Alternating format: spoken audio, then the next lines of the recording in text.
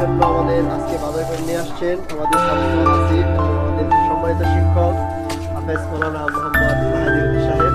হুজুর ভিতরে আসেন, বাজারটা নিয়ে আসেন। হ্যাঁ, বাজারটা বের করো, সবাই দেখি কি কি আসছে আজকে।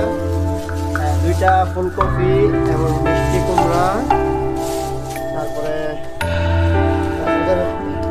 এটা কি টমেটো না, টমেটো, কাঁচামরিচ, তারপরে বের করো বের করো, এটা কি সাবু, সাবু দিয়ে কি রান্না করবো?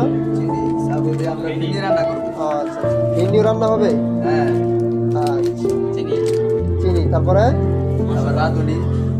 মশলা, তারপর সস,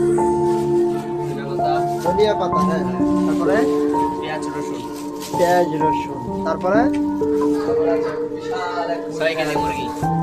6 কেজি মুরগি আনছো। তো চাউলটা কোথায় তোমাদের? চাউলটা বের করো। কি চাউল দেখি তো?